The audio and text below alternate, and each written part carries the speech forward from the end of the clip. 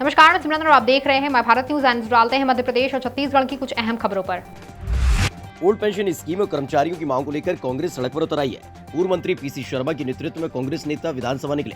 हालांकि पुलिस ने कांग्रेसियों को बिड़ला मंदिर पर ही रोक दिया।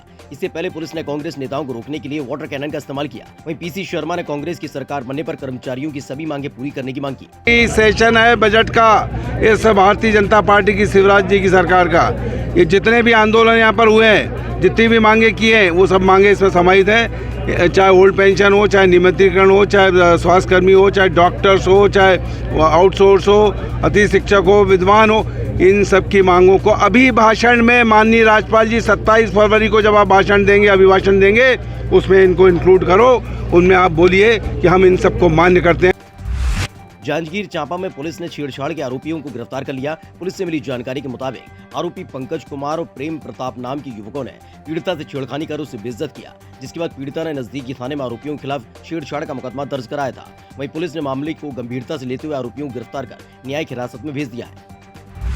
राजधानी भोपाल के बैरसिया इलाके में 30 यात्रियों को जगन्नाथपुरी की तीर्थ यात्रा को रवाना किया गया। बैरसिया नगर पालिका अध्यक्ष प्रतिनिधि कुलदीप सिंह राठौड़ ने मुख्यमंत्री तीर्थ दर्शन योजना के अंतर्गत यात्रियों के जत्थे को रवाना किया। जब कुलदीप सिंह ने तीर्थ यात्रियों को फूल भेंट करके उनके पैर छूकर आशीर्वाद दिया। वहीं इस दौरान सीएमओ जाहिद अली और नगर पालिका परिषद के पार्षद कर्मचारी मौजूद रहे। लगभग 65 लोगों ने बैरसिया नगर के अंदर इस यात्रा के लिए आवेदन दिया था, जिसमें से 30 यात्रा के हितग्राही आज नगर पालिका से विदा लेकर के जगन्नाथपुरी की यात्रा के लिए आज शाम को प्रस्थान करेंगे।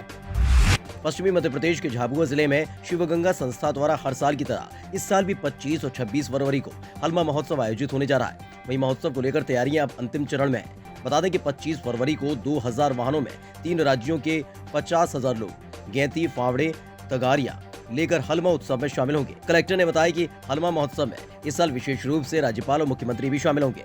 महोत्सव में विश्व विख्यात झाबुआ जिले की संस्कृति और भगोरिया उत्सव की धूम भी दिखाई देगी। झाबुआ से माय भारत के लिए भूपेंद्र बरमंडलिया की रिपोर्ट।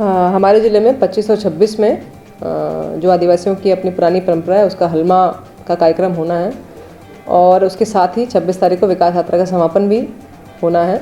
तो हलमा उत्सव के लिए प्रारंभ के लिए माननीय राज्यपाल महोदय आ रहे हैं और उसका समापन माननीय मुख्यमंत्री जी करेंगे और विकास यात्रा का भी समापन करेंगे। केंद्रीय गृह मंत्री अमित शाह 24 फरवरी को सतना मेडिकल कॉलेज का लोकार्पण करेंगे। स्कूलों की सभी तैयारियां पूरी कर ली गई।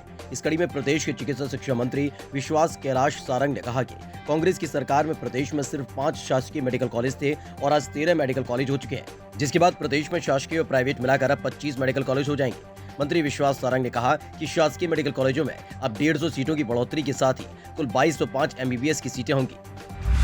शिवपुरी में कांग्रेस जिलाध्यक्ष विजय सिंह चौहान ने विकास यात्रा को विनाश यात्रा बताते हुए कहा कि भाजपा के पास कार्यकर्ताओं की कमी है और लोग उसे अब भाव नहीं दे रहे। यही वजह है कि सरकारी मशीनरी का दुरुपयोग कर विकास यात्रा निकाली जा रही है, जिसमें काम न करने को लेकर तरह तरह के आरोप प्रत्यारोप भाजपा और प्रशासनिक अधिकारियों को झेलने पड़ रहे हैं। इसके अलावा कांग्रेस जिलाध्यक्ष ने प्रभारी मंत्री महेंद्र सिंह सिसोदिया पर निशाना साधते हुए कहा कि उनकी तो प्रशासन तक नहीं सुनता। शिवपुरी में स्वच्छता अभियान को लेकर एक बार फिर से नगर पालिका अध्यक्ष ने शहर के कोट रोड सब्जी मंडी का निरीक्षण किया और पाया कि सब्जी मंडी के पीछे स्थित नाले में आसपास के सभी दुकानदार और ठेले वाले कचरा नाले में डालते हैं। जिसके बाद नगर पालिका अध्यक्ष गायत्री शर्मा ने सभी सब्जी मंडी के आसपास के दुकानदारों और ठेले वालों को सफाई के लिए सख्त हिदायत दी और कचरे को डस्टबिन में डालने की बात कही। इसके साथ ही उन्होंने कचरा करने वालों पर चालान करने की चेतावनी दी। मंदसौर में कांग्रेस ने विकास यात्रा का विरोध कर प्रदर्शन किया और बीजेपी के खिलाफ जमकर नारेबाजी करते हुए जमकर हंगामा किया।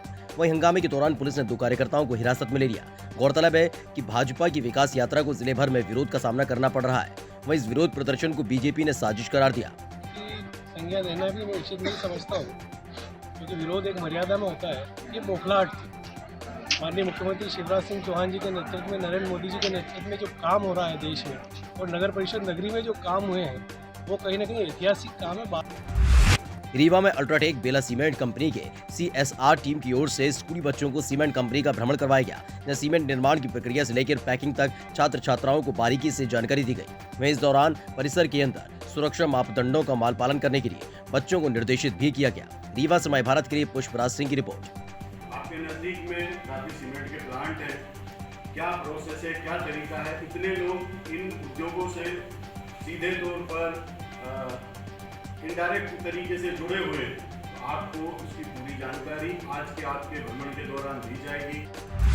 सरगुजा में आस्था के नाम पर करोड़ों रुपए की ठगी करने का मामला सामने आया, जब मुस्लिम समुदाय के लोगों से हज यात्रा के नाम पर ठगी की गई। बताया जा रहा है कि अंबिकापुर में अजीजी इंटरनेशनल टूर एंड ट्रेवल्स नाम से संचालित ऑफिस से हज यात्रा के नाम पर टिकट करवाया गया, लेकिन तय तारीख के मुताबिक टिकट नहीं दिया गया, जिससे लोगों को मायूस होकर मुंबई से वापस लौटना पड़ा। वहीं पुलिस ने इस मामले में कार्रवाई करते हुए आरोपी को गिरफ्तार कर लिया है। फिलहाल अभी 2022 में हज करके आया। कोरोना से पहले मैं इनको पैसा दिया था, उस समय कोरोना का कोई नाम निशान नहीं था, जिसमें पैसा मैं दिया था इनको हज के लिए, प्राइवेट, मेरा, अम्मी का और अब्बू का।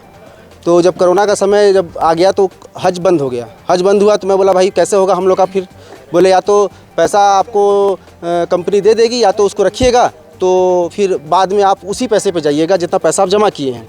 दोनों बातें हुई उसके पास। मैं कहा ठीक है, कागज़ को दीजिए, वो रसीद भी दिए मेरे को इस चीज़ का।